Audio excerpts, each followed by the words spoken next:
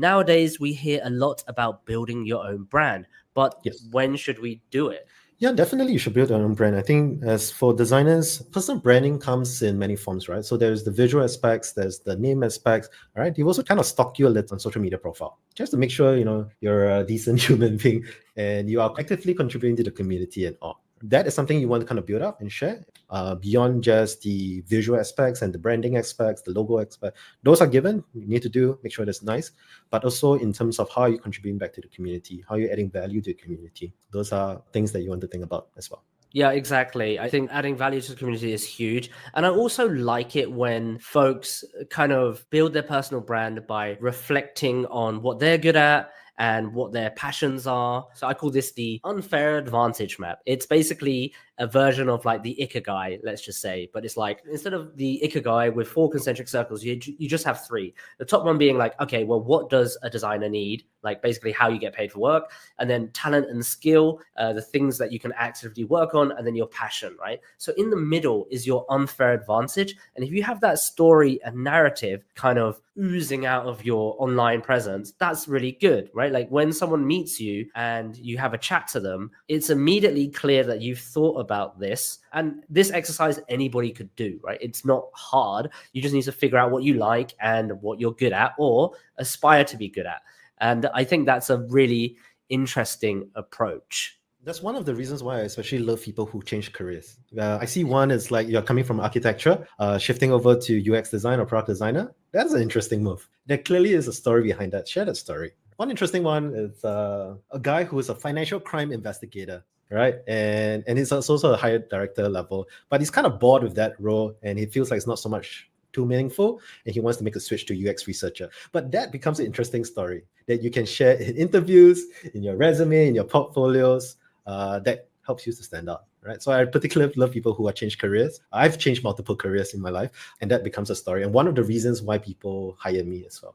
Right. I think also good design teams and leaders and organizations, they actually welcome diverse thinking, right? Like if you hire people that look like you, that speak like you, you're just going to produce the same old BS, right? Or the same sort of solutions, and you're going to think about problems the same way. That's why it's so important. And I've also worked with a lot of people. Industrial design is a software engineering, artists, or it could be completely left field, right? And those are the people that really add value to the conversation because everybody has a different perspective. Versus seeing it as a downfall or a negative point, I think highlight it. And as Joe said, it really does help you stand out because if you just went to, let's just say, the traditional route, then it's not that interesting. But if you did something like financial crime investigator, I'm like, oh my God, there's so many questions I want to ask you. And that skill set is very niche and hyper specific.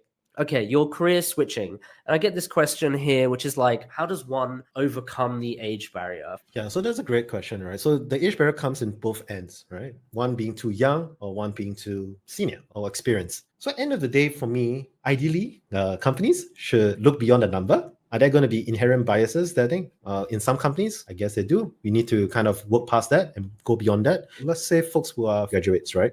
One of the areas which is lack of experience, right? And how can you do that is by doing side projects. A freelance project that you did for a friend or family in terms of redoing a website, joining a nonprofit or joining a hackathon or joining a business case competition. During my time when I was a fresh grad, one of the ways that I did was just entering a lot of design competition. My thinking was just so that I can build up my portfolio and got more stuff to show, right? So that's one way.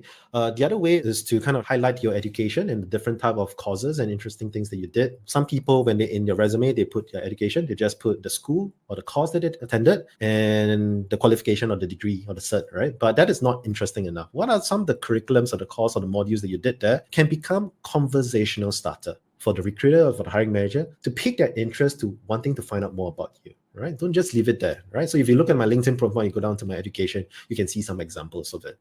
So for folks who are senior, is about you have a wealth of experience. Not all of the experience will be relevant, right? Actually, for recruiters and hiring managers, typically we look at the last 3 rows just to kind of see, because anything further than that sometimes may be too far away. But for those that has more experience, then you want to figure out what are those transferable skills that you can highlight, and bring over, and highlight those roles only, rather than showing the entire long history. I know I have all the way to my internship. Do I show it? No, I don't show it in my resume. On my LinkedIn profile, yes, you can see. But on my resume, I'll just put a single line, right? I'll put the year and the date there just to show how many experience I have and when I started my career. But I don't put descriptions to it. So I'll just put mostly 3 points in the last 3 to 4 jobs that's relevant for the role. So you want to keep it concise and tailored for the roles that you're applying for. And I just want to add here as well, and it's riffing of Joseph, which is you need to figure out these transferable skills, right? Like, let's just say you're an older person. So what that means is wealth of experience, right? So you figure out the transferable skills that particular UX role needs, right? Some of the fundamentals is like communication. That's a huge plus to any designer, right? And then also is you integrate stories from your life of where you displayed those skills, because a more inexperienced graduate wouldn't have those skills, right? So you can then articulate a story where, one, you've dealt with a difficult client in another role, or there's some conflict resolution thing you did there, or you navigated and you adapted and kind of put something together. Like, whatever those transferable skills are for a UX designer, or that exists in the job description, can you then wrap a narrative around that and then pitch what you did in the past, even though it's not from a UX role? Fundamentally, I don't think it matters that much if you can display like a problem-solving mindset and actually have these concrete examples of how you navigated that skill itself. And then the second thing is you also have to think about what type of companies, right? So, for example, a startup might prefer younger folks, more energy, no work-life balance, just hustle, hustle, hustle. Whereas maybe for a consultancy, they want people that present well, right? So their clients, it just seems more credible. And those are maybe your targeting.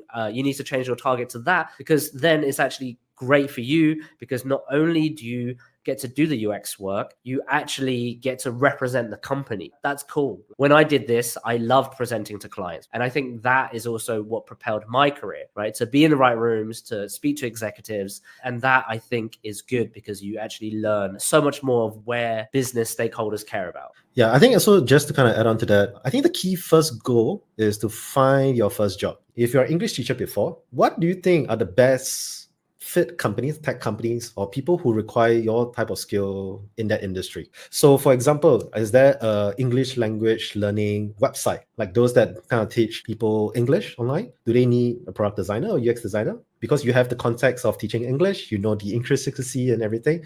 Is that something that you can apply your skills? Hairstylist is great, right? So if you're a hairstylist, what is one thing that hairstylists do? Scheduling, appointment, right? There's tons of scheduling apps out there. Clearly, it's a company that require a UX designer or a product designer that you can give it a try for. Nice thing is that you got the background knowledge. It makes it so much easier to kind of enter, because you're a subject matter expert of that area. The ramp up time of you onboarding to a company, much shorter, much faster, is a plus for the company as well. Let's go to another question, which is, want to listen to the full conversation? Click the video on screen now. Subscribe to the channel if you want to join us live. Oh, wait.